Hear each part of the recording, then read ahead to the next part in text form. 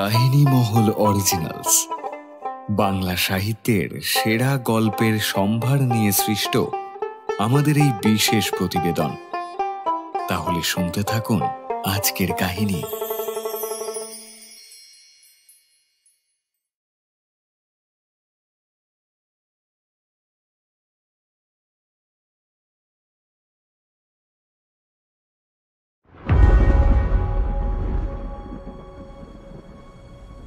এই নরমুণ্ড চয়নেরও অনেক নিয়ম আছে,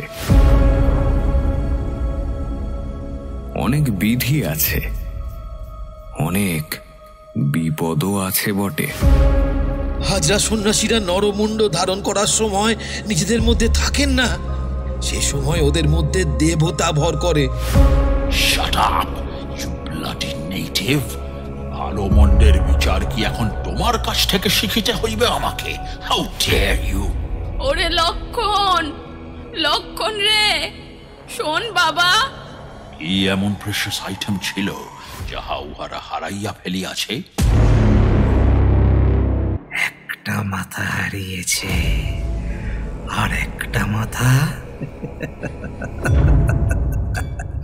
ঠিক চলে আসবে সাহেব।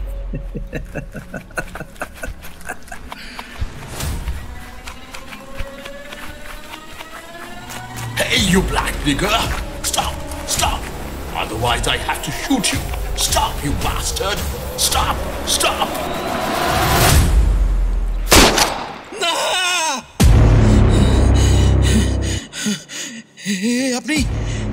আপনি কি করলেন হুজুর? সন্ন্যাসীটারে মেরে ফেললেন। নরমুণ্ড চয়নের ক্ষেত্রে দিক, কাল, সময়ের পরিমাপ জানতে হয়। Die, you filthy creature!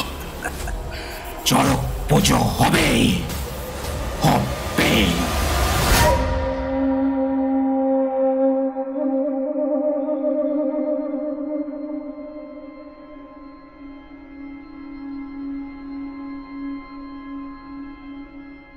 কাহিনীমহল অরিজিনালসের আজকের বিশেষ নিবেদন সাহেব তালুকদার রচিত এক ভয়ঙ্কর তন্ত্র কাহিনী চড়ক।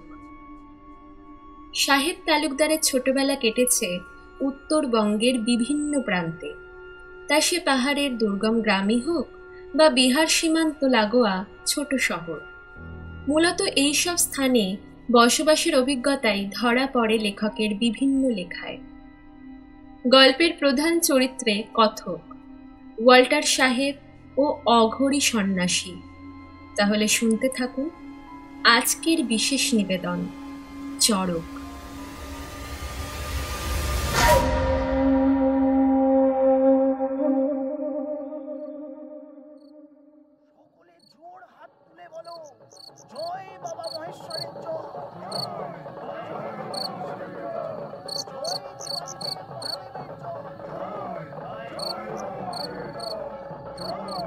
আচমকা ঢাকের শব্দ আর স্থানীয় লোকের চিল চিৎকার শুনে কাঁচা ঘুমটা ভেঙে গেল ওয়াল্টার সাহেবের। প্রথমটায় অন্ধকার ঘরে কিছু ঠাহর না করতে পারলেও কিছুটা ধাতস্থ হয়ে বিছানার পাশের টেবিল হাতড়ে লণ্ঠনটা খুঁজে প্রায় নিভে যাওয়া সলতেটা বাড়িয়ে দিলেন তিনি। তারপর পকেট ঘড়িটা হাতে নিয়ে দেখলেন রাত 1:30 বাজে, অর্থাৎ এখন প্রায় মধ্যরাত। প্রচণ্ড রাগে মাথার শিরা দপদপ করে উঠল ওয়াল্টারের। একে প্রবল গরমের কারণে দু চোখের পাতা এক করতে পারছেন না তিনি। অনেকক্ষণ বিছানায় গড়াগড়ি দেবার পর অবশেষে একটু তন্দ্রা মতো এসেছিল, কিন্তু এই নেটিভগুলোর জ্বালায় এখন সেটাও উড়ে গেছে। অন্যদিন তাও সকালে কিংবা দুপুরে ঢাক বাজত, আজ একেবারে মাঝরাত থেকে শুরু করেছে হতভাগারা। দাঁতে দাঁত চেপে নেটিভগুলোর উদ্দেশ্যে একটা কাঁচা খিস্তি দিয়ে বিছানায় বসেই গর্জে উঠলেন তিনি। নিবারণ, নিবারণ, নিবারণ, কাম হিয়ার। ওয়াল্টারের শোয়ার ঘরের বাইরে দরজার পাশে অতন্দ্র প্রহরায় দাঁড়িয়েছিল সেপাই নিবারণ ঘোষ। সাহেবের বজ্র গম্ভীর কণ্ঠ শোনা মাত্র সে প্রবেশ করল ঘরের ভিতর। হোয়াট ইজ হ্যাপনিং দেয়ার? বাইরেও কিসের শব্দ হইতেছে? ওয়াল্টারের কথাটা প্রথমে বুঝতে না পারলেও পরক্ষণেই আবার প্রবল ঢাকের শব্দ আর সমবেত জয়ধ্বনি প্রবেশ করে নিবারণের কানে। শব্দটা শোনা মাত্র সে মাথা নামিয়ে বলে ওঠে, ও কিছু না, হাজরা যাচ্ছে হুজুর। Who is Hazra? এত রাতেই বাসে যাইতেছে কেন? আর যাইলেও এত শব্দ করিয়া যাইতেছে কেন? নিবারণ বোঝে সাহেব এ দেশে নতুন বলেই এই প্রশ্নটা করেছেন, না হলে এত রাত্রে তার তলব পড়তো না। সে মাথা চুলকে বলল, হাজরা কোনো সাধারণ মানুষ নয় হুজুর, ওরা হলো গিয়ে চড়ক সন্ন্যাসী। আগামীকাল সড়ক হুজুর, কদমতলার মাঠে সড়ক গাছ পোঁতা হবে। সেই গাছে সড়ক সন্ন্যাসীদের পিঠে বড়শি দিয়ে ঘোরানো হবে। সেই কারণেই হাজরার দল। বলে থেমে যায় সে। থামিলে কেন? হাজরার দল কি? নিবারণ এবার ঢোক গিলে তাকায় সাহেবের দিকে।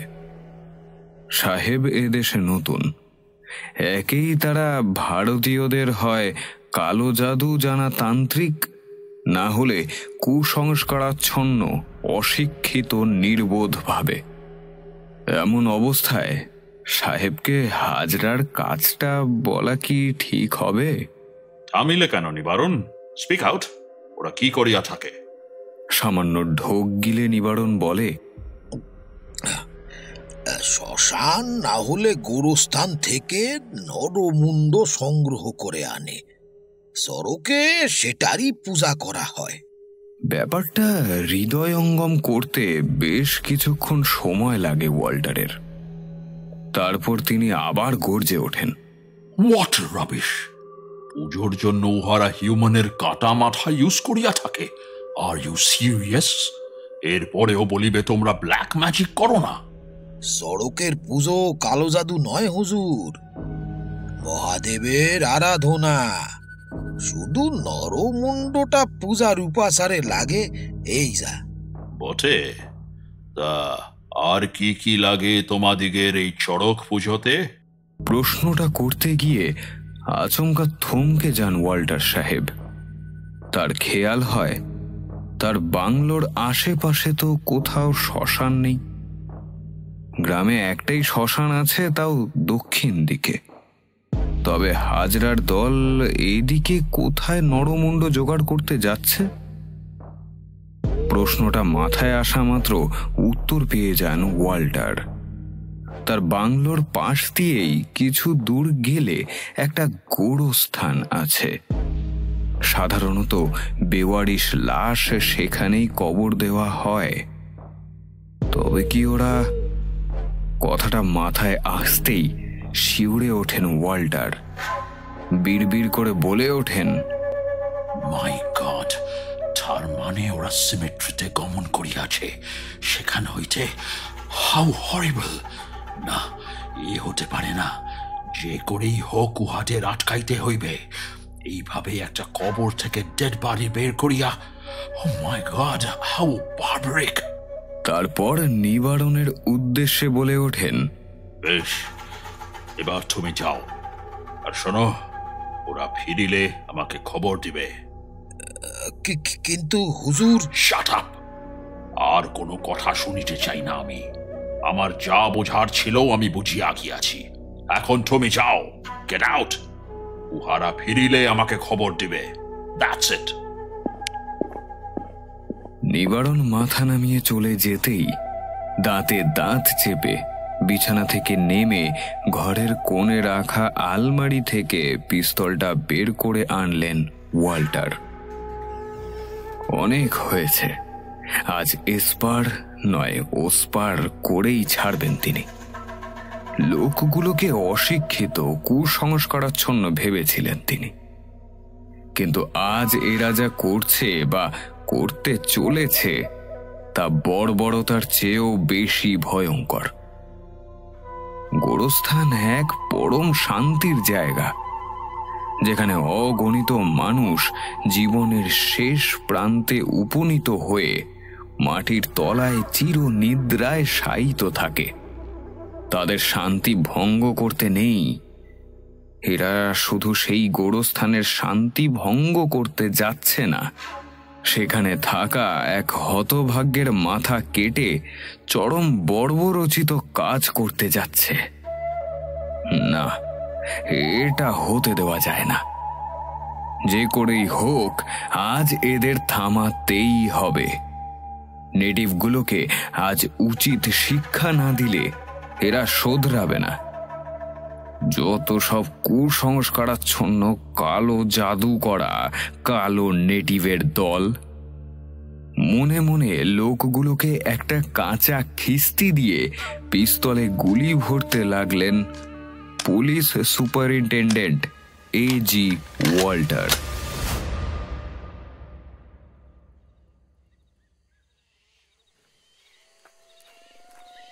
হাজরার দলটা যখন গোরস্থানে পৌঁছল তখন প্রায় ভোর রাত হয়ে গেছে। অন্তত আকাশের পশ্চিম কোলে ঢলে পড়া চাঁদ আর গোরস্থানের আশেপাশে ডেকে ওঠা শেয়ালের দলের ডাক তাই জানান দিচ্ছে। সমগ্র গ্রাম গভীর ঘুমে আচ্ছন্ন। কেবলমাত্র কিছু নিশাচর পাখি আর গোরস্থানের শেয়ালের দল ছাড়া আর কোনো জীবই জেগে নেই। তাও সাবধানের মার নেই বলে একবার সন্তর্পণে চারিদিকে চোখ বুলিয়ে নেওয়ার পর ফটকের বাইরে চারজনকে রেখে বাকিদের নিয়ে গোরস্থানে প্রবেশ করল লক্ষণ। প্রতিবারের মতো এবারও চড়কের জন্যে নরমুণ্ড আনার দায়িত্ব নিয়েছে সে। তবে কাজটাকে যত সহজ মনে হয় ততটাও সহজ নয়। এই নরমুণ্ড চয়নেরও অনেক নিয়ম আছে, অনেক বিধি আছে, অনেক বিপদও আছে বটে। সঠিক নরমুণ্ড চয়ন করতে ব্যর্থ হলে কিংবা সময়ের আগে নরমুণ্ড নিয়ে না পৌঁছলে সাধকের তথা হাজরা সন্ন্যাসীর চরম ক্ষতি অবশ্যম্ভাবী। নরমুণ্ড চয়নের ক্ষেত্রে দিক, কাল, সময়ের পরিমাপ জানতে হয়। আবার যার তার নরমুণ্ড হলে চলবে না। 6 মাস পূর্বে কোনো অপঘাত বা কোনো অসুখ ব্যতীত সম্পূর্ণ স্বাভাবিক নিয়মে যদি কোনো মানুষের অকাল মৃত্যু ঘটে তবেই তার মুণ্ড চড়ক পুজোর জন্য যোগ্য বলে বিবেচিত হবে। সেই মানুষের মৃতদেহের মাথা থাকতে হবে উত্তর দিকে। মাহেন্দ্রক্ষণে এক কোপে তার মাথা কেটে নিতে হবে। তারপর প্রধান সন্ন্যাসীর শেখানো এক বিশেষ মন্ত্র জপ করতে করতে সেই নরমুণ্ড হাতে নিয়ে সোজা চলে আসতে হবে চড়ক পুজোর জন্য নির্বাচিত ভূমিতে। পথে হাজার বাধা বিপত্তি আসুক না কেন থামলে চলবে না। বলা হয় যে মানুষের মুণ্ডটা কাটা হয় তার আত্মা নাকি হাজরা সন্ন্যাসীকে নানা রকম ভাবে বাধা প্রদান করে। এমনকি মুণ্ড নিয়ে যাওয়ার পথে বারংবার সন্ন্যাসীর পিছু ডাকে সে। সন্ন্যাসী যদি একবার জপ ভুলে সেই ডাকে সাড়া দেয় তাহলে সেই মুহূর্তেই সন্ন্যাসীর ঘাড় মোটকে নিজের মুণ্ড ফেরত নিয়ে যায় সেই অশরীরী। সেই কারণে সন্ন্যাসীকে এবং তার সাথে আসা বাকি সন্ন্যাসীদের সদা সজাগ থাকতে হয়। পথে হাজার প্রলোভন এলেও জপ না থামিয়ে এগিয়ে যেতে হয়। অবশেষে প্রধান সন্ন্যাসীর কাছে সেই নরমুণ্ড সমর্পণ করার পর পুজো শেষে সেই নরমুণ্ড আবার মালিকের কাছে ফিরিয়ে দেবার পরেই হাজরা সন্ন্যাসীর দায়িত্ব শেষ হয়। আর বাপ ঠাকুরদার আমল থেকে লক্ষণরা বংশানুক্রমিকভাবে এই দায়িত্ব পালন করে আসছে। তবুও আজকাল চড়কের জন্য মৃতদেহ চয়ন, দিনক্ষণ নির্বাচন প্রভৃতি শ্মশানে সাধনা করা তান্ত্রিকরাই করে থাকেন। চড়ক সন্ন্যাসীরা নির্দিষ্ট সময় শ্মশানে উপস্থিত হলে তাদের মার্গদর্শন করে নির্দিষ্ট মৃতদেহ দেখিয়ে দেন তারাই। কাজের মধ্যে চড়ক সন্ন্যাসী শুধু মাথাটা কর্তন করে নিয়ে যান, আবার পুজো শেষে ফেরত দিয়ে যান। আগেকার দিনে লক্ষণের ঠাকুরদার আমলে হাজরা সন্ন্যাসীদেরকেই সবটা করতে হতো। কথাগুলো ভাবতে ভাবতে আচমকা লক্ষণ খেয়াল করল তার সামনে পথ দেখিয়ে নিয়ে যাওয়া তান্ত্রিক একটা কবরের সামনে থমকে দাঁড়িয়েছে। সে তান্ত্রিকের কাছে এগিয়ে এসে জিজ্ঞাসা করে, কি হলো ঠাকুর, থামলে কেন? এটাই কি সেই খবর নাকি? লক্ষণের কথা শুনে তান্ত্রিক মাথা নাড়ে। মশালের আলোয় জল জল করে ওঠে লক্ষণের চোখ দুটো। তান্ত্রিকের কাছে নির্দেশ পেতেই দেবাদিদেব মহাদেব আর মহাকালীর নাম স্মরণ করে কাঁধের ঝোলা থেকে একটা হাত কোদাল বার করে কবরটা খুঁড়তে থাকে সে। বেশিক্ষণ মাটি খোঁড়ার প্রয়োজন হয় না তার।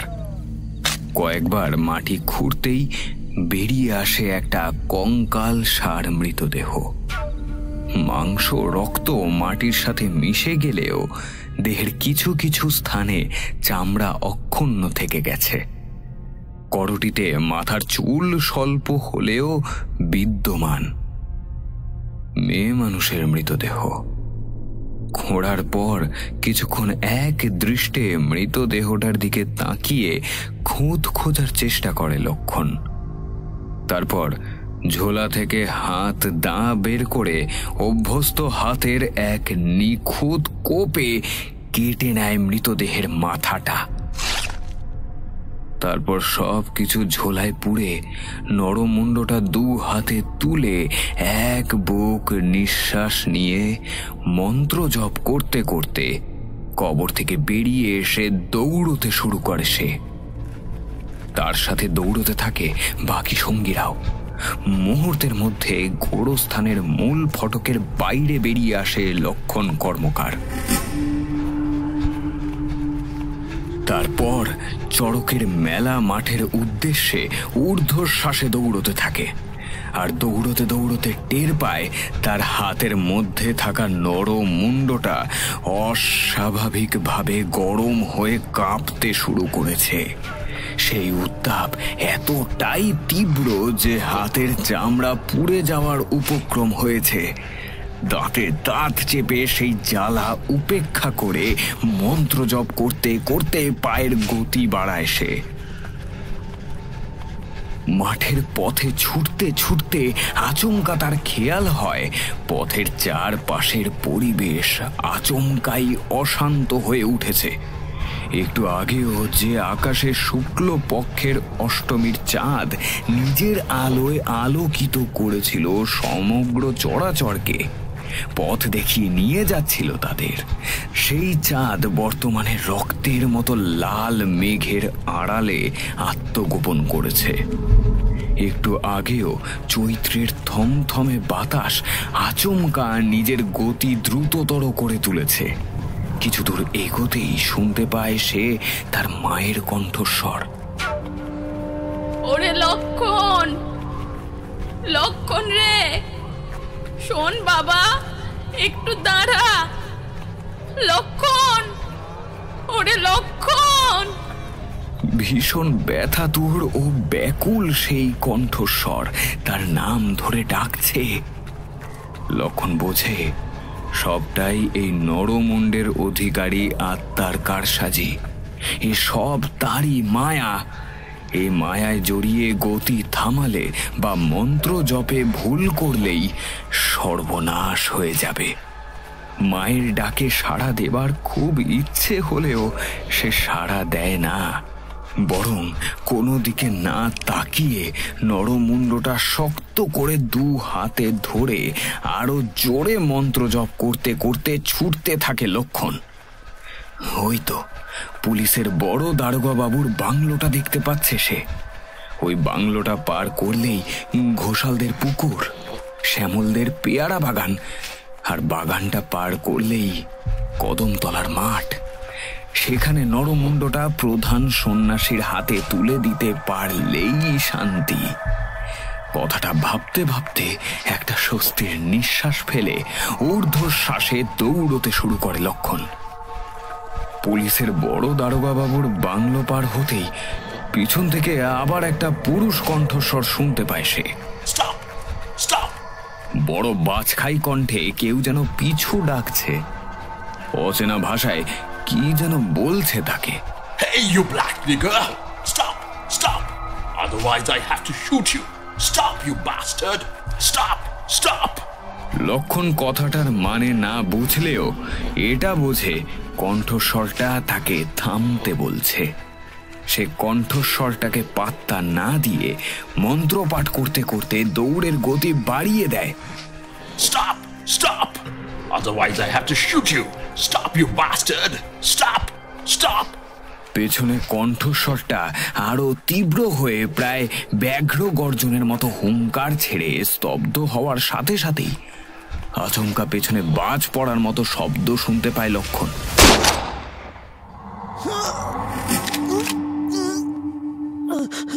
আর তার সাথে সাথেই একটা প্রচন্ড ভারী কিছুর আঘাত লাগে তার মাথায়।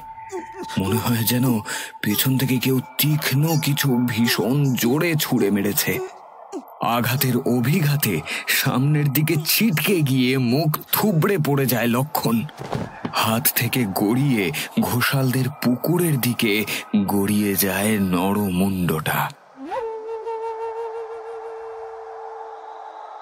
চোখের সামনে সব অন্ধকার হয়ে যাওয়ার আগে সে শুনতে পায় খুব দূর থেকে কে যেন আর্ত চিৎকার করে বলছে,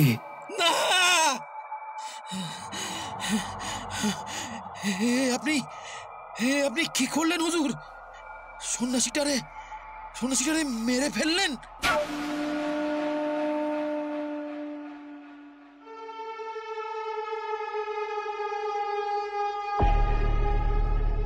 ভোর রাতে হাজরাদের ফিরতি পথের সময় হওয়া ঢাকের শব্দ আর একবার শোনার পর ওয়াল্টারকে খবরটা দেওয়া মাত্রই তাকে পিস্তল হাতে ওভাবে ছুটে বেরোতে দেখে নিবারণ বুঝেছিল কোনো মহা বিপদ আসন্ন। সাহেবের কাছে ডিউটি করে এসে এইটুকু বুঝেছে যে ওয়াল্টার আর যাই হোক না কেন ভালো মানুষ নন। যেখানে অন্য সাহেবরা তাদের দেশের সংস্কৃতি, ভাষা, ধর্ম, আচার অনুষ্ঠানে আগ্রহী, মেম সাহেবরা তাদের পোশাক, খাবার নিয়ে উৎসাহী, সেখানে এই সাহেব একেবারে উল্টো মেরুর বাসিন্দা। দেশি লোকেদের একেবারেই দু চোখে দেখতে পারেন না ইনি। কথায় কথায় নেটিভ, কালা আদমি, ব্ল্যাক নিগার বলে অপদস্থ করেন। তার উপর চূড়ান্ত বদমেজাজি বলে বদনাম তো আছেই। এই তো সেই দিনই এক সাহেবের সাথে ঘোড় দৌড়ের বাজিতে হেরে যাওয়ার পর রাগের মাথায় কিনা নিজের ঘোড়াটাকে গুলি করে মেরে দিলেন। নিবারণ শুনেছে এই বদমেজাজি স্বভাবের জন্যই নাকি সাহেবকে শান্তি স্বরূপ এখানে বদলি করা হয়েছে।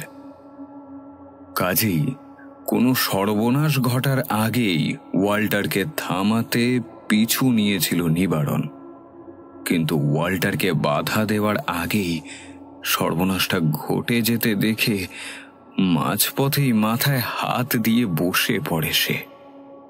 ওদিকে হাজরার দলটাও লক্ষণের দৌড়ের গতিবেগের সাথে তাল মেলাতে না পেরে কিছুটা পিছিয়ে গেলেও তারাও লক্ষণের পিছন পিছন দৌড়েই আসছিল।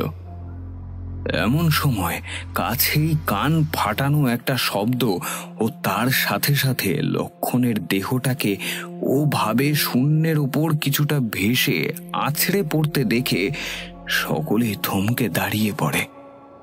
তারপর পায়ে পায়ে লক্ষণের নিথর শরীরের পাশে গিয়ে জড়ো হয় সকলে।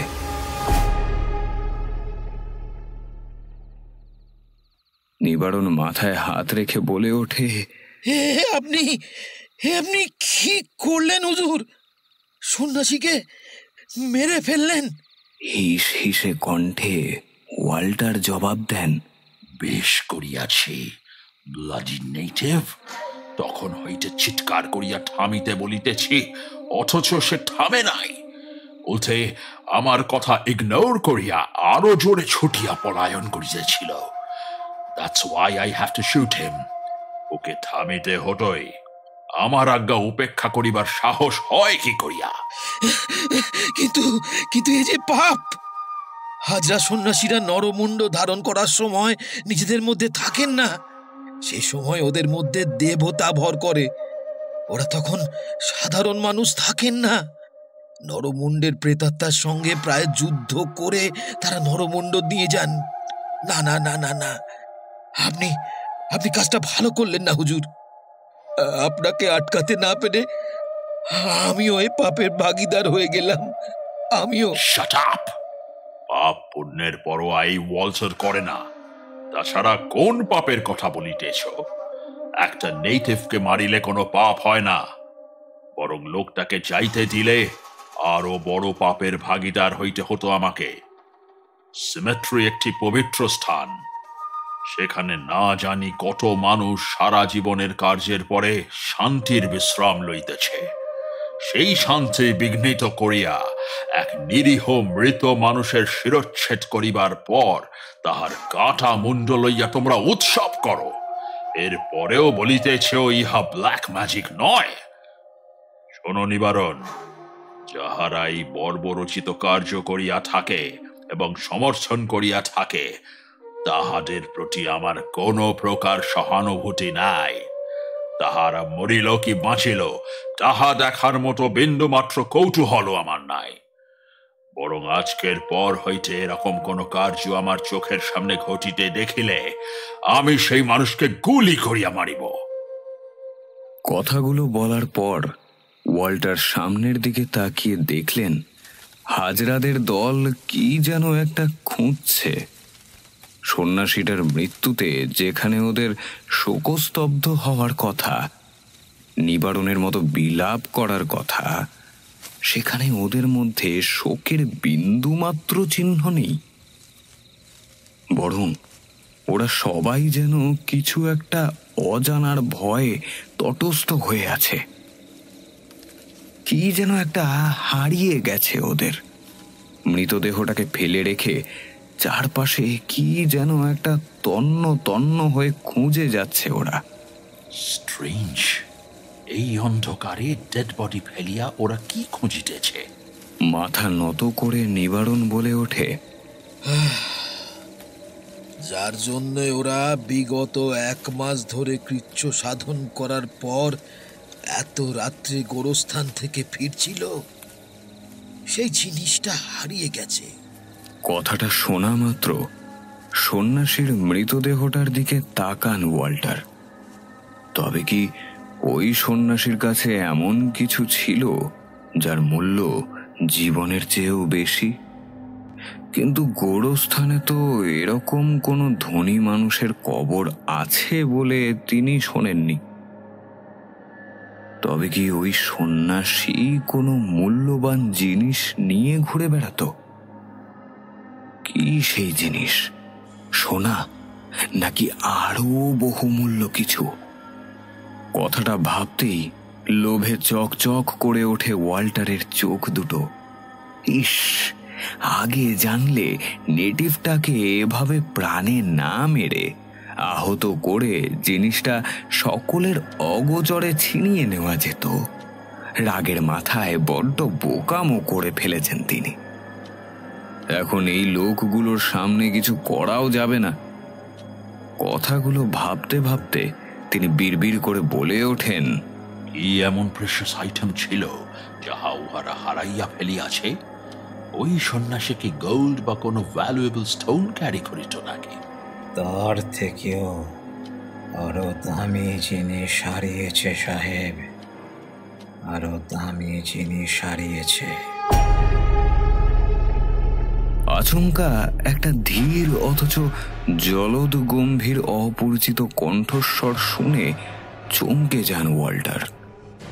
সামনের দিকে তাকিয়ে দেখেন সন্ন্যাসীদের একজন তার দিকে এক দৃষ্টে তাকিয়ে আছে।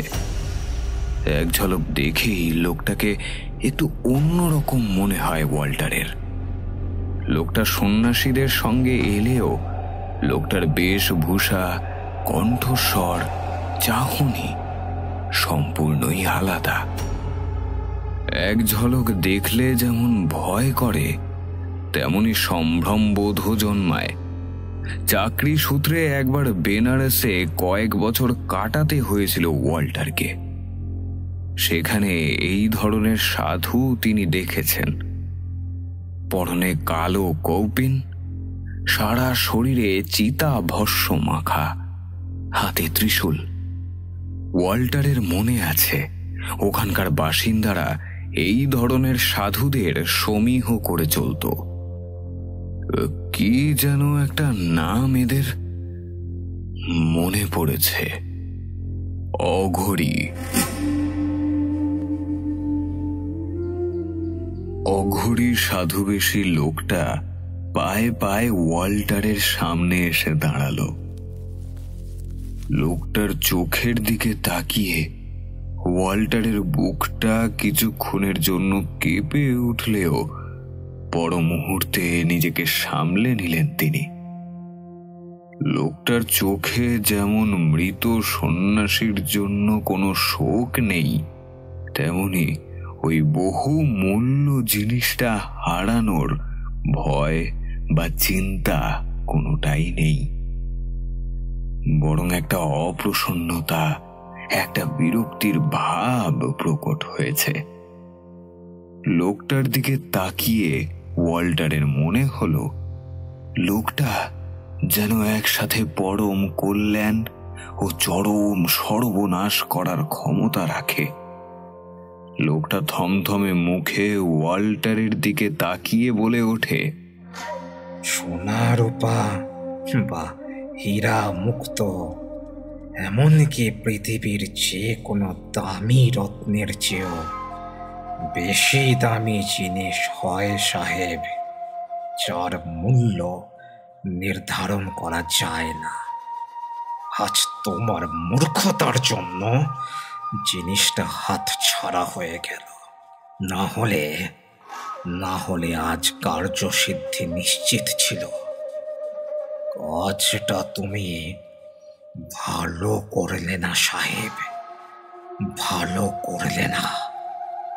মুহূর্তের মধ্যে আবার মাথার শিরা দপ করে জ্বলে উঠল ওয়াল্টারের। এক সামান্য নেটিভ সাধুর এত সাহস, তাকে ভালো মন্দের জ্ঞান দিতে আসে। এরা নিজেদের কি মনে করে? মনে হচ্ছে এই বাছাধনটাকেও শিক্ষা দিতে হবে। কথাটা ভেবে গর্জে ওঠেন তিনি। Shut up you bloody native! ভালো মন্দের বিচার কি এখন তোমার কাছ থেকে শিখিতে হইবে আমাকে? How dare you! তোমরা কি ভাবিতেছ আমি বুঝি নাই?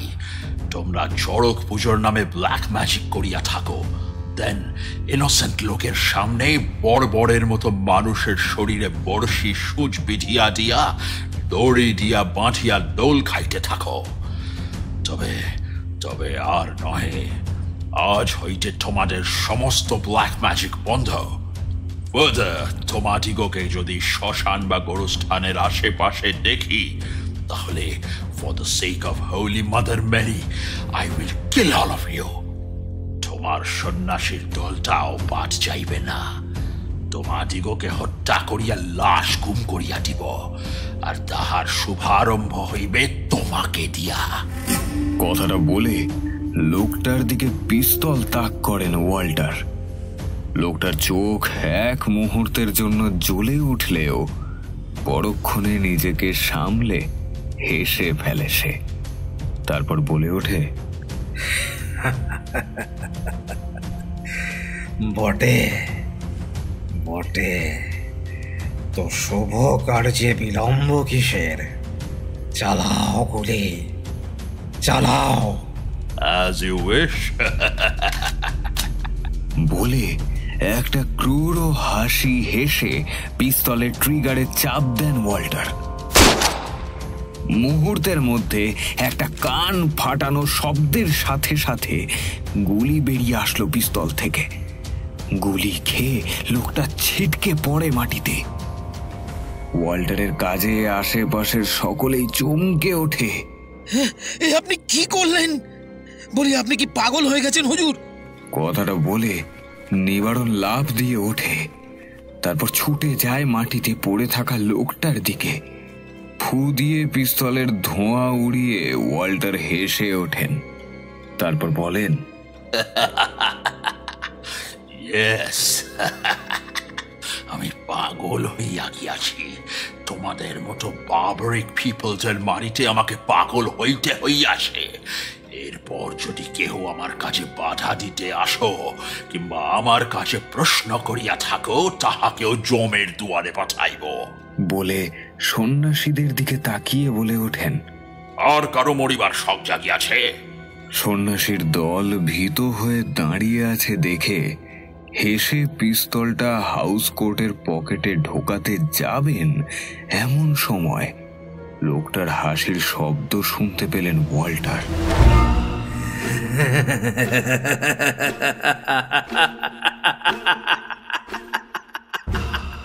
স্তম্ভিত হয়ে সামনের দিকে তিনি তাকিয়ে দেখলেন লোকটা উঠে বসেছে।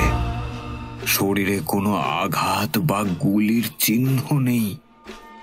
লোকটা উঠে দাঁড়িয়ে বিদ্রুপের হাসি হেসে বললেন,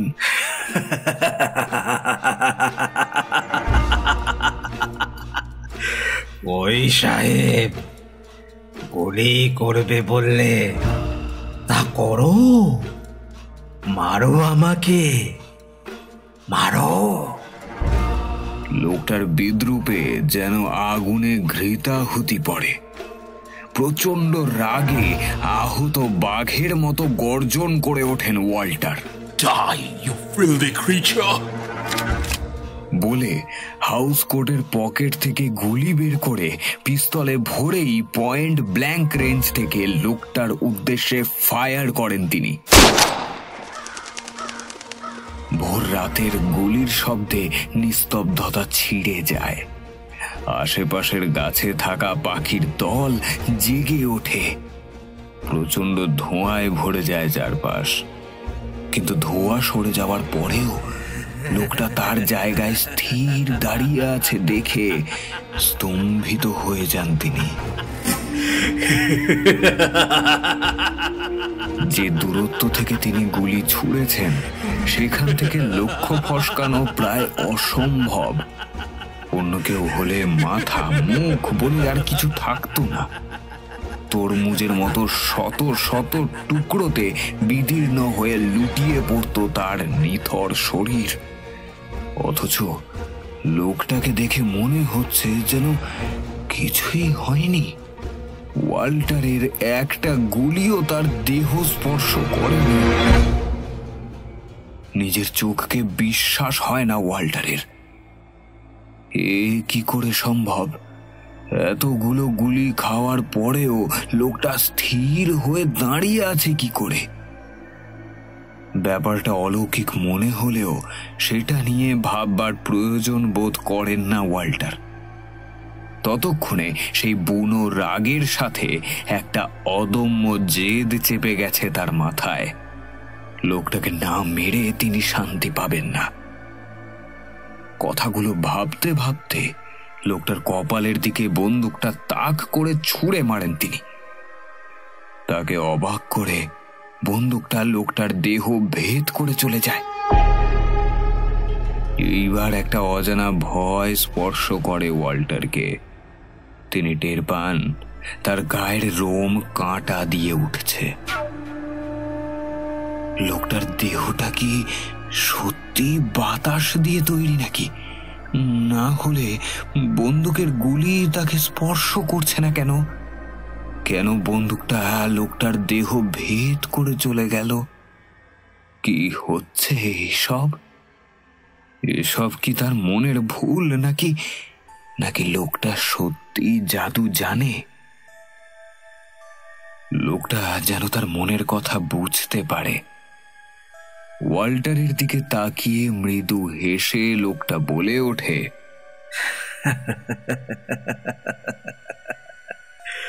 সাহেব, আমি কোনো জাদু করিনি, তোমার কোনো মতিভ্রম হয়নি। গুলি তুমি চালিয়েছ ঠিকই, কিন্তু তোমার গুলি আমাকে স্পর্শ করতে পারেনি। কারণ আমি সশরীরে এখানে নেই। যা তুমি দেখতে পাচ্ছ তা হচ্ছে আমার অবয়ব অথবা সূক্ষ্ম শরীর। তন্ত্রের প্রকৃতি বড় বিচিত্র সাহেব, তোমার মাথায় সেটা ঢুকবে না। তোমার কথায় কথায় উচ্চারিত কালো জাদুর চেয়েও এর ব্যাপ্তি বিশাল, ঠিক সমুদ্রের মতো। কিন্তু তোমার মতো মূর্খ নাস্তিক তা বুঝবে না সাহেব।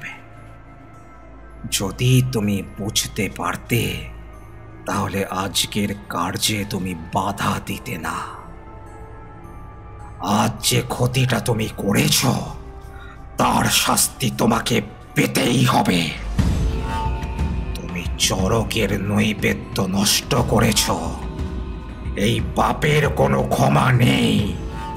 যুগ যুগ ধরে চলে আসা এই প্রথাকে বন্ধ করবে সে সাধ্য তোমার নেই সাহেব।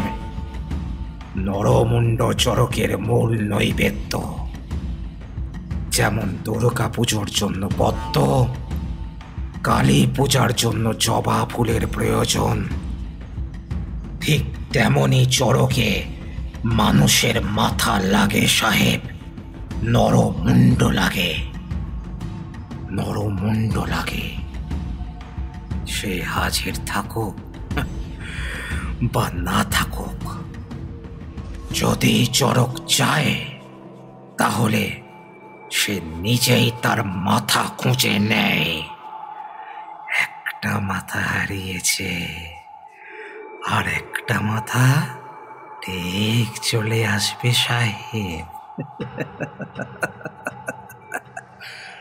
সে তুমি যতই পাহারা বসাও না কেন, চরক পুজো হবেই। কথাটা বলে বাকি হাজরা সন্ন্যাসীদের কাছে ফিরে গিয়ে মাটিতে পড়ে থাকা সন্ন্যাসীটার নিথর দেহটা কাঁধে তুলে চলে যায় লোকটা। লোকটার দিকে তাকিয়ে একটা প্রণাম ঠুকে মাটিতে বসে পড়ে নিবারণ। দাঁতে দাঁত চেপে পিস্তলটা কুড়িয়ে নিয়ে লোকটার দিকে তাকিয়ে ওয়াল্টার বলে ওঠেন, বুলশিট! আমিও দেখিয়া লইবে কি করিয়া তোমরা চড়ক পুজো করো।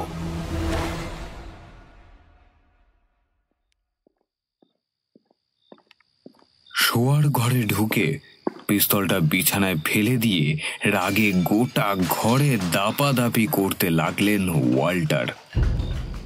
এত দুঃসাহস! একটা সামান্য গ্রাম্য বর্বর সাধু কিনা তাকে, অর্থাৎ পুলিশ সুপারিনটেন্ডেন্ট A.G. ওয়াল্টারকে ভেলকি দেখিয়ে চলে গেল।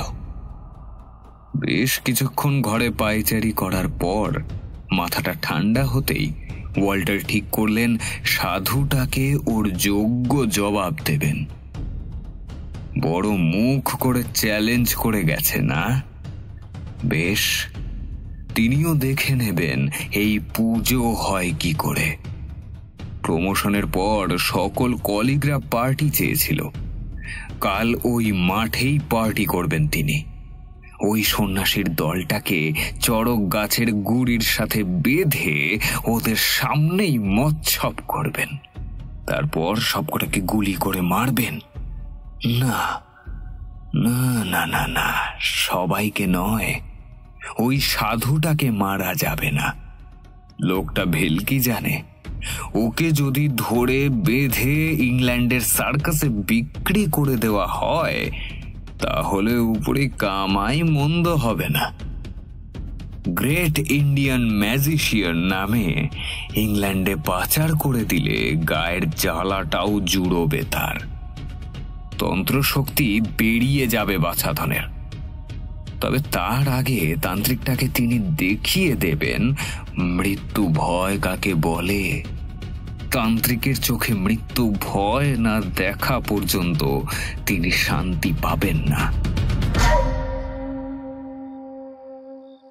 কথাগুলো ভাবতে ভাবতে ঘরের কোণে রাখা কুঁজো থেকে এক গ্লাস জল খেয়ে বিছানার ওপর বসলেন ওয়াল্টার। তারপর লণ্ঠনের আলো নিভু নিভু করে পিস্তলটা আবার লোড করে বালিশের পাশে রেখে শুয়ে পড়লেন তিনি। কিছুক্ষণ গড়াগড়ি দেওয়ার পর খোলা জানলা দিয়ে আসা পুকুরের ঠান্ডা হাওয়া প্রবেশ করে তার ক্রোধে উত্তপ্ত শরীর আর মন শান্ত করে দিল।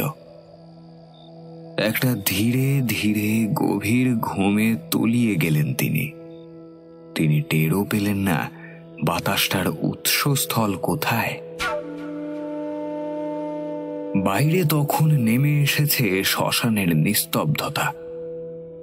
কেবল মাঝে মাঝে প্রবল বাতাস প্রবাহিত হয়ে জানান দিচ্ছে আগাম কাল বৈশাখীর। সেই হাওয়াই জানলার মাধ্যমে প্রবেশ করছে ওয়াল্টারের ঘরে। বাইরের আকাশে ক্রমশ জমছে ঘন কালো মেঘের দল। যদিও সেই মেঘের মধ্যেও কোনো বজ্রের শব্দ নেই। যেন চুপি সারে এক চিতা বাঘের মতো সে ধেয়ে আসছে তার শিকারের দিকে। দেখতে দেখতে সেই মেঘের দল এসে জড়ো হলো ঘোষালদের পুকুরের ওপর। তারপর এক রাশ জমাট অন্ধকার সেই মেঘ থেকে বেরিয়ে এসে কুয়াশার মতো ঝরে পড়ল পুকুরের ওপরে। কিন্তু সেই অন্ধকার পুকুরের জল স্পর্শ করল না, বরং জলের ওপর কিছুক্ষণ স্থির হয়ে থাকার পর বাতাসে ভর করে প্রবেশ করল ওয়াল্টারের ঘরে। তারপর লণ্ঠনের আলোটা নিভে যেতেই সে নিকষ কালো অন্ধকার গ্রাস করে নিল সমগ্র ঘরটাকে। ওয়াল্টারের ঘরের সামনে ভারাক্রান্ত হৃদয়ে দাঁড়িয়েছিল নিবারণ। একটু আগে যে ঘটনাটা ঘটল সেটা কিছুতেই মানতে পারছে না সে। একটা অপরাধ বোধ ক্রমাগত কুড়ে কুড়ে খাচ্ছে ওকে। কতই বা বয়স হবে ছেলেটার? এত অল্প বয়সে হাজরায় নেমেছিল। গোটা জীবন পড়েছিল ওর সামনে, অথচ সাহেবের বদ মেজাজের কারণে বেচারাকে অকালে চলে যেতে হলো। নিবারণের সামনে সাহেব ছেলেটাকে কুকুরের মতো গুলি করে মারলেন, আর ও কিচ্ছু করতে পারল না। সাহেবকে বাধা দেওয়ার আগেই একটা তরতাজা প্রাণ মুহূর্তের মধ্যে শেষ হয়ে গেল। চড়কের পুজোর ব্যাঘাতের চেয়েও বড় পাপ এটা, মানুষ হত্যার পাপ। এ পাপে সাহেবের সাথে সেও সমান দোষী। এ পাপের কোনো ক্ষমা হয় না। কথাগুলো ভাবতে ভাবতে একটু আনমনা হয়ে পড়েছিল নিবারণ। আচমকা তার খেয়াল হলো চারপাশের পরিবেশটা হঠাৎ করে যেন নিস্তব্ধ হয়ে গেছে। একটু আগেও সাহেবের গুলির শব্দে ভয় পাওয়া পাখির দলের কলরবে মুখর হয়ে উঠেছিল বাংলোর চারপাশ। সেই কলরবটাও যেন কোনো এক অলৌকিক মন্ত্র বলে থেমে গেছে একেবারে। এমনকি ঝিঝি পর্যন্ত ডাকছে না। ব্যাপারটা কি হলো বোঝার জন্য চারিদিকে চোখ বোলাতে গিয়ে নিবারণ টের পায় সমগ্র বাংলোর চৌহদ্দিটা কেমন যেন ঘন একটা অন্ধকারে নিমজ্জিত হয়ে রয়েছে। বারান্দায় একাধিক লণ্ঠন জ্বললেও সেই আলোয় অন্ধকারটা বিন্দু মাত্র দূর হচ্ছে না, বরং আরো ঘনীভূত হয়ে আবৃত করে নিচ্ছে সমস্ত পরিবেশটাকে। দীর্ঘদিন ইংরেজ অফিসারদের সাথে থাকা অভিজ্ঞ নিবারণ বোঝে এটা কোনো ভালো সংকেত নয়। তার অবচেতন মন বারংবার তাকে সাবধান করে বলতে থাকে যে বিপদ আসন্ন, যে কোনো মুহূর্তে আঘাত নেমে আসতে পারে। চট করে কাঁধে ঝোলানো রাইফেলটা হাতে নিয়ে লুট করে নেয় নিবারণ। তারপর একজন দক্ষ শিকারীর মতো সতর্ক হয়ে চারিদিকে দৃষ্টি বুলিয়ে নেয়। কতক্ষণ গভীর ঘুমে আচ্ছন্ন হয়েছিলেন তা জানেন না ওয়াল্টার সাহেব। আচমকা একটা ক্ষীণ অথচ রক্ত জল করা জলদ গম্ভীর কণ্ঠস্বর কানে প্রবেশ করা মাত্রই ঘুমটা ভেঙে গেল তার। সাহেব, ওঠো, জাগো সাহেব, ওঠো। প্রথমে ভেবেছিলেন হয়তো ভুল শুনছেন, কিন্তু কণ্ঠস্বরটা আবার শোনা মাত্র তার মনে হলো কণ্ঠস্বরটা তাকে নাম ধরেই ডাকছে। ওঠো,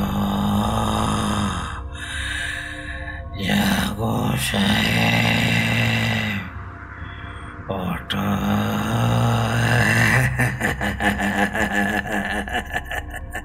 সঙ্গে সঙ্গে বিছানার উপর উঠে বসলেন তিনি, আর উঠে বসতেই টের পেলেন তার ঘরটা নিকষ কালো অন্ধকারে ঢাকা পড়ে গেছে। অন্যদিন লণ্ঠনের আলো নিভে গেলেও খোলা জানলা দিয়ে নক্ষত্র খচিত রাতের আকাশের আলোয় আলোকিত হয়ে থাকে ঘরটা। আজ যেন সেই আলোটুকুও কেউ শুষে নিয়েছে। চারপাশে তাকিয়েও কিছু ঠাহর করতে পারছেন না ওয়াল্টার। ব্যাপারটা কি হলো সেটা বোঝার জন্য নিবারণকে ডাকতে যাবেন, এমন সময় খুব কাছ থেকে ওয়াল্টার কণ্ঠস্বরটা আবার শুনতে পেলেন। তার মনে হলো বিছানার পাশে কেউ যেন দাঁড়িয়ে আছে। ওয়াল্টার বুঝলেন তিনি ঘোর বিপদগ্রস্ত। তার সামনে উপস্থিত হয়েছে এক যমদূত, কিন্তু এত সহজে হেরে যাওয়ার পাত্র নন ওয়াল্টার। মৃত্যু যদি আজ শিয়রে লেখা থাকে তাহলে মৃত্যুদূতকেও যম দর্শন করিয়ে ছাড়বেন তিনি। কথাটা ভেবে চট করে হাত বাড়িয়ে বালিশের পাশ থেকে পিস্তলটা নিয়ে বিছানায় বসে রইলেন ওয়াল্টার। অন্ধকারে কোনো কিছু দেখা যাচ্ছে না ঠিকই, কিন্তু আততায়ী তাকে স্পর্শ করলেই তিনি শটান গুলি করবেন। কথাগুলো ভাবতে ভাবতে পিস্তলের সেফটি ক্যাচ খুললেন তিনি। এমন সময় বাইরের আকাশ বিদীর্ণ করে ঝলসে উঠল নীল বিদ্যুৎ শিখা, আর অন্ধকার ভেদ করে সে আলো প্রবেশ করল ওয়াল্টার সাহেবের ঘরে। আর সেই আলোতে কয়েক মুহূর্তের জন্য ওয়াল্টার সাহেব দেখতে পেলেন এক ভয়ঙ্কর বিভীষিকাকে। এক শ্বেতবর্ণ বিশালাকার প্রাণী, আকৃতি ও অবয়বে মানুষ মনে হলেও উচ্চতায় আর প্রস্থে 3 জন মানুষের সমান। সমগ্র শরীরে রোমের রেশ মাত্র নেই। পরনে বাঘ ছাল গামছার মতো করে পরা। বলিষ্ঠ হাতের থাবা দুটোকে দেখে বাঘের থাবার কথা মনে পড়ে। প্রাণীটার ঠোঁটের কষ থেকে সদন্ত বেরিয়ে এসেছে। চোখ দুটো কঠোরাগত হলেও ঈষৎ রক্তাভ। বর্তমানে তীব্র জিঘাংসায় তার দিকে তাকিয়ে রয়েছে প্রাণীটা। এক পলকের জন্য হলেও সেই বিভীষিকাকে দেখা মাত্র নিদারুণ ভয়ে ওয়াল্টারের হাত থেকে খসে পড়ল পিস্তলটা। প্রাণীটা যেন এই মুহূর্তটার অপেক্ষাতেই ছিল, যেন মৃত্যুর আগে ওয়াল্টারের চোখে মৃত্যু ভয় ফুটে ওঠে, এমনটাই কামনা ছিল তার। পিস্তলটা বিছানায় পড়া মাত্র ওয়াল্টারের উপর ঝাঁপিয়ে পড়ল সে।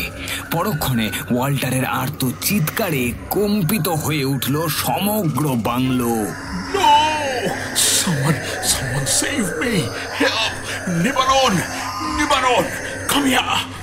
ঘরের বাইরে রাইফেল হাতে শিকারীর মতো ওত পেতে দাঁড়িয়েছিল নিবারণ। ভেবেছিল বিপদ সামনে এলে যে কোনো প্রকারেই হোক না কেন সাহেবকে সে রক্ষা করবে। কিন্তু ওয়াল্টারের চিৎকার শোনা মাত্র ভুলটা ভেঙে যায় তার। বিপদ যে সাহেবের ঘরের জানলা দিয়েও প্রবেশ করতে পারে এটা সে ভেবে দেখেনি। মুহূর্তের মধ্যে পায়ের কাছে থাকা লণ্ঠনটা নিয়ে সে প্রবেশ করে সাহেবের ঘরে। আর প্রবেশ করা মাত্র আততায়ীকে দেখে থমকে যায় সে।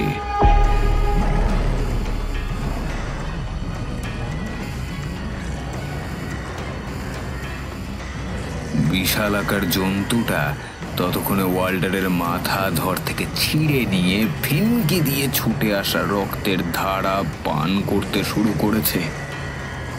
অন্য কেউ হলে এই দৃশ্যটা দেখা মাত্র অজ্ঞান হয়ে যেত, কিন্তু নিবারণ অন্য ধাতুতে গড়া।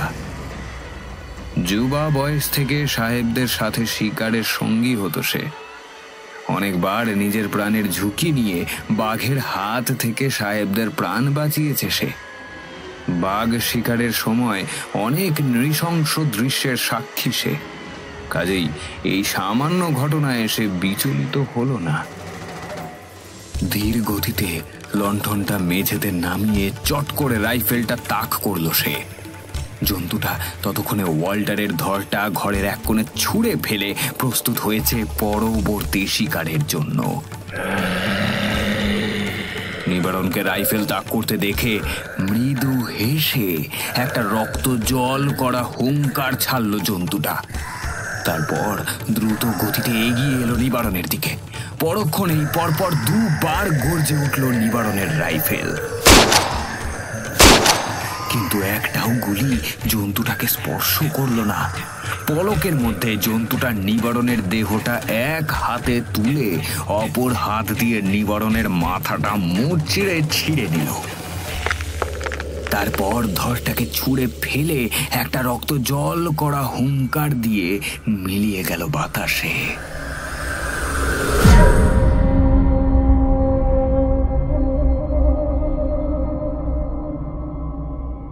পরদিন ভোরবেলা পর 3টে মৃত্যুর খবরে গোটা গ্রামে হইচই পড়ে গেল। প্রথম মৃত্যুটা লক্ষণ কর্মকারের। গতকাল রাতে চড়কের জন্য নরমুণ্ড নিয়ে আসার কথা ছিল হাজরা সন্ন্যাসী লক্ষণ কর্মকারের। শ্মশানে সেদিন কোনো মরা না পোড়ায় ঠিক করা হয়েছিল পুলিশের বড় দারোগার বাংলোর দিকে যে গোরস্থান আছে সেখান থেকে নরমুণ্ড নিয়ে আসা হবে। সেই মতোই লক্ষণ নরমুণ্ড আনতে ভোর রাতে বেরিয়েছিল। কিন্তু আর চড়কের মেলা মাঠে ফিরে আসেনি সে। মাঝপথেই তার মৃত্যু ঘটেছে। লক্ষণের সাথে যারা ছিল তারা জানিয়েছে, লক্ষণকে নিয়ে তারা গোরস্থান থেকে নরমুণ্ড নিয়ে বেরিয়েছিল ঠিকই, কিন্তু মাঝপথে তারা লক্ষণের সাথে তাল মিলিয়ে দৌড়তে না পারায় একটু পিছিয়ে পড়েছিল। পরে তারা বড় দারোগাবাবুর বাংলোর সামনে লক্ষণের নিথর শরীরটা আবিষ্কার করে। সে সময় বাংলোর দরজার সামনে বড় দারোগাবাবু ও সেপাই নিবারণ ঘোষ দাঁড়িয়েছিল।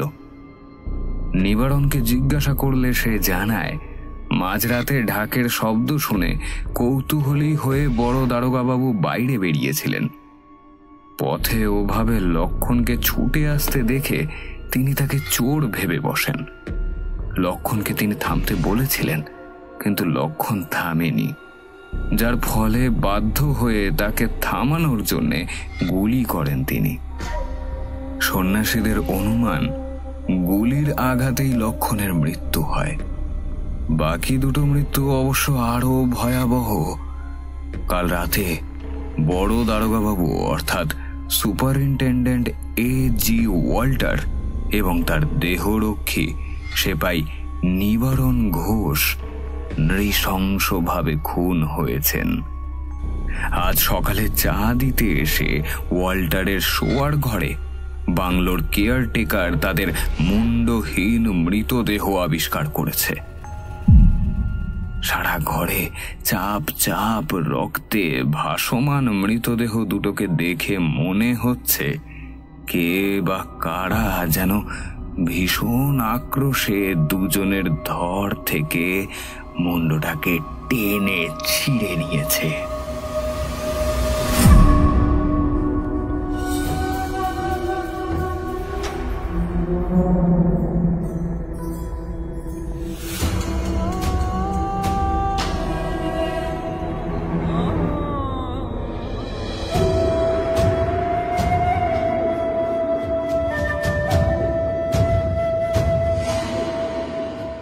শুনলেন সাহেব তালুকদার রচিত চড়ক।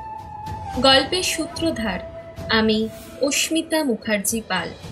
গল্প পাঠে মিমো। ওয়াল্টার সাহেবের চরিত্রে ইন্দ্রনীল ভাদুরী, অঘরী সন্ন্যাসীর চরিত্রে সোমদর্শী, লক্ষণের চরিত্রে অরিজিৎ, লক্ষণের মায়ের চরিত্রে বর্ষা কর্মকার, নিবারণের চরিত্রে RNM অভিষেক, সমবেত জয়ধ্বনি শীর্ষেন্দু, পর্ব পরিচালনা আবহ ও ধ্বনি পরিকল্পনা অ্যাস্টেরিক্স, প্রচ্ছদ নির্মাণ শুভদীপ ব্যানার্জি। গল্পটি ভালো লাগলে লাইক, শেয়ার, কমেন্ট করতে ভুলবেন না। আমাদের এগিয়ে চলতে সাহায্য করুন শুধুমাত্র একটি সাবস্ক্রাইবের মাধ্যমে। আমরা খুব তাড়াতাড়ি ফিরব আরও একটি নতুন গল্প নিয়ে, ঠিক রাত 10টায়, শুধুমাত্র কাহিনী মহল অরিজিনালসে। তাই শুনতে থাকুন কাহিনী মহল originals. Stay tuned and fill audio stories. Thank you.